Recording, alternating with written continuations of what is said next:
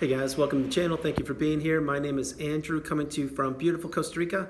Today's topic is going to be why the narcissist doesn't listen to you. Think about that for a minute. If you like the content, please subscribe. So guys, when you were in the narcissistic relationship, or maybe you're in one right now, in any capacity, the narcissist infrequently will listen to you, which means they believe many times that their ideas, suggestions, thoughts, viewpoints, opinions matter so much more than yours. And it's completely evident when you are trying to have a conversation with a narcissist. Really think about it. The narcissist most times will interrupt people. They will butt in. They will make their opinions heard.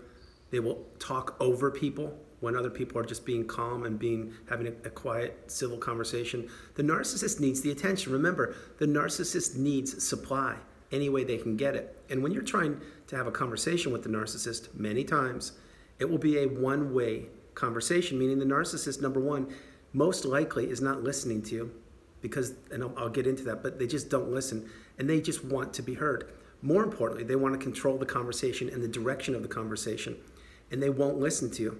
How many times have you, in your relationship, let's say, how many times have you actually tried to sit down and talk with the narcissist? Just a sit-down adult conversation, the two of you. No phones, no distractions, nothing. Did you ever actually get to do that? I don't think so. Were you ever really heard if you did do that? I doubt it. The things that you guys discussed when you would have that private conversation, did you actually get your points across and were they adhered to? Like, did it make a difference, let's say the next day or whatever you were discussing? I'm certain it didn't.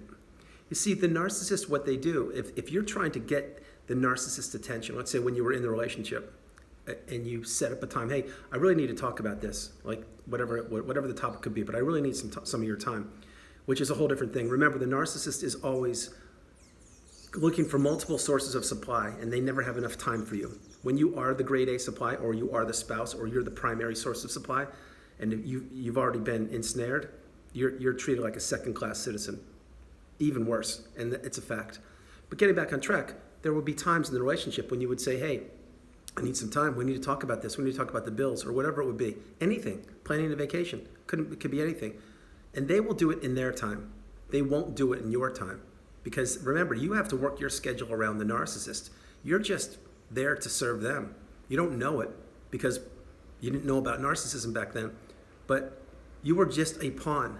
You were just an extra in their little Hollywood feeble script going around in their head. That's exactly what you were. Whether you were married or not, whether you were a business associate, brother, sister, aunt, uncle, neighbor, whomever, friend, doesn't matter. But now that you're getting the education through my channel and many others, and again, thank you very much for being here, you're understanding how this works. But actually having an intelligent conversation with the narcissist that is a two-way reciprocal conversation, it's few and far between. And the narcissist doesn't want to listen to your viewpoints. How about this one? And many times you would do this. The narcissist would ask you, hey, what do you think about this, X, Y, and Z? Let's just say they asked you for some counsel or some advice, or what's your opinion, which would be rare, but let's say they did it. Then you're like, okay, I think you should do this, this, and this. And you know that that's the right path, that's the right answer. But they didn't know it, so you're just helping them out because that's what you do. You're an empath, you're beautiful. A couple days go by, they come back to you, and you talk to them, and you're like, about this topic. And you're like, hey, whatever happened with X, Y, and Z? Did you do it? And they're like, yeah, I did, but so-and-so gave me the idea. It wasn't your idea. What are you talking about? This person over here gave me the idea. I don't know what you're talking about. It wasn't your idea. And you're like, really? What are you talking about? We just had this conversation a couple days ago. I gave you the insight. I told you that that's the right way the right approach. And you're saying someone else gave you the idea? Now, when they do that, and they do that frequently, that's meant, again, to drive you crazy, to get supply from you, to have you react and not respond. Remember, on this channel, we respond. We don't react. And back then, when you didn't know about narcissism, the narcissist would have you reacting and not responding. And that's where they wanted you. They wanted you down in the mud with them. They wanted you to have your head spinning, so you got no credit for doing anything whatsoever. And they were giving the credit to other people. In fact, watch this. Using that analogy, when they would do that with the other people, do you think that they would give them the credit? No.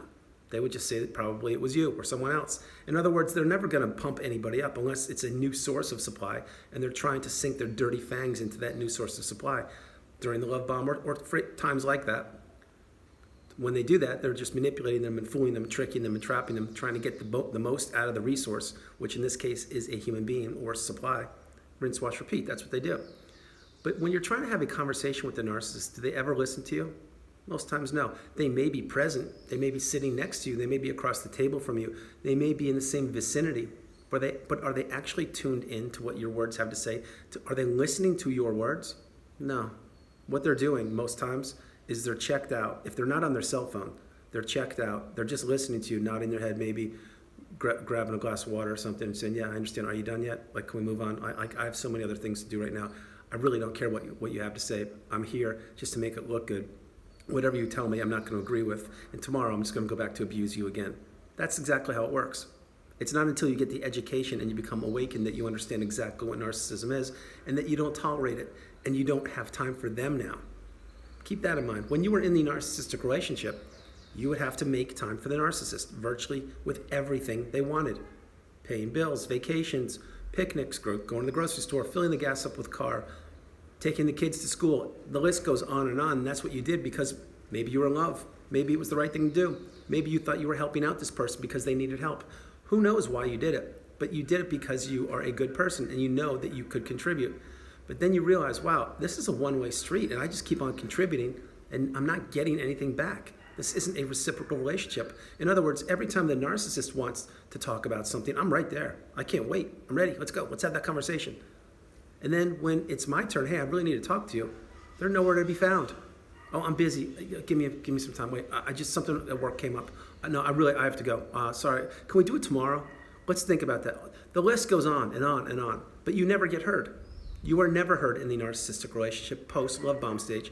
It's true. Or, it doesn't have to be romantic, but post the initial experience of meeting the narcissist, you're not heard because what you are is you're taken for granted. You're stepped on. You're being used for your supply. Again, your supply could be anything. Could be your looks, your resources, your finances, your social circle, your status, the people you know. It could be your connections. It could be anything. It could be absolutely anything.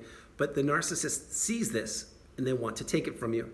And that's why many people are shocked when they don't know about narcissism and they fall into the narcissistic relationship. They don't know because they don't understand how can someone actually be like this.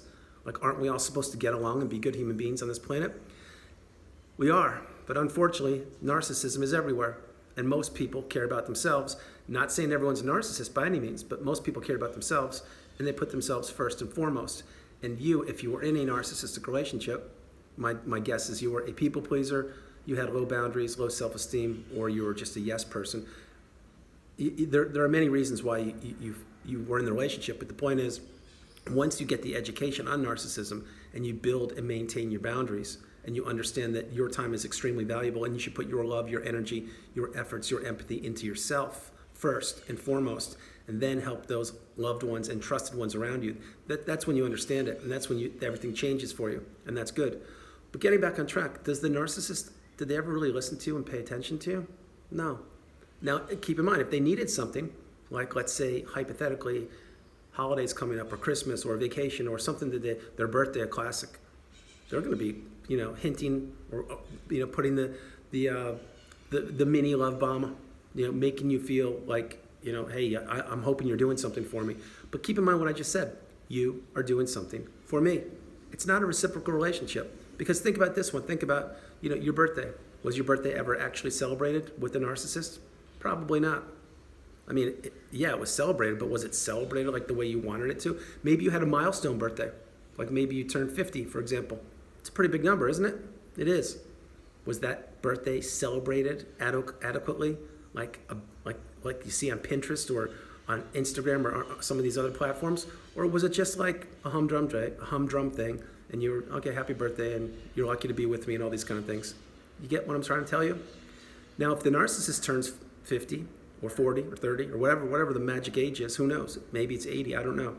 They expect the red carpet to be rolled out for them. They expect the world to stop and everyone to pay attention to them. But remember, it's not reciprocal because that's how the narcissist is.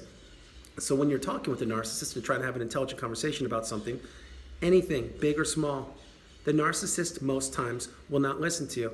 They won't care. They will tell you they already know about it. They'll tell you, let's talk about it later. Anything they can do to make your life miserable is what the narcissist will do. Remember, if you say black, they say white. If you say yes, they say no. If you say, let's do this, they say no. If you say, let's don't do this, they say, let's do it. That's how they are. They're childish. It's the same thing with a simple example. You go to a restaurant, you're in the car, you're trying to figure out what restaurant to go to. And the narcissist, keep in mind, you don't know they're a narcissist, but they say to you, hey, where do you want to go tonight for dinner? And you're like, oh my God, I love Asian food. I want to go get some Asian food, some nice spicy food. And they're like, nah, we did that last time. How about we go get some, let's say pizza. Let's go get some pizza. And you're like, wait a minute, you just asked me what I wanted for dinner and I told you and you're still telling me no? I'm certain that happened in your relationship many times. Same thing in the business workplace. You have a great idea, you propose it, you pitch it, and then all of a sudden, what happens? It gets shot down. And you're like, okay, no problem. Maybe they don't like my idea. I get it. I understand. I think it's a good idea, but if they don't like it, no problem. A couple months go by. All of a sudden, you see that your idea has been implemented unbeknownst to you, and you're like, what happened here? That's right. The narcissist took your idea. They labeled it as if they did the work themselves, and boom, there you go. They stole your idea. That happens in the workplace so often, I can't even mention it. It happens so often, people steal other people's ideas. I understand that. It's just I'm mentioning to you guys that the narcissist, you could be sitting right next to them. They're not listening to you. They don't pay attention. You are nothing but a source of supply, a person to keep them around, for them to keep you around so you can keep them company and just make them feel like they matter in this world. I know it's sick, it's disgusting, it's twisted. That's how it is. That's why the narcissist can't be alone. That's why the narcissist needs their smartphone. That's why the narcissist does what they do, because they need someone around them to keep them in check, to make them feel like they're important, that they matter. But guys, next time you're sitting with one or you think that this person is a narcissist, or maybe you're in the relationship right now trying to get out, think about it. Does the narcissist ever really listen to you? They don't. They won't. Guys, that's the video. I hope you liked it. I loved doing it. From beautiful Costa Rica, this is Andrew. Namaste. Have a great evening. Stay blessed, stay true, stay on the path. Continue to become educated, awakened, and aware. I love you more than words can say. God bless you. Have a great evening, and I'll talk to you tomorrow. All right, remember, and with your time, use your time wisely. Remember, you can't contribute unless your cup is full. When your cup is full, you can help others. Help yourself out first and foremost, always. All right, I love you. Bye.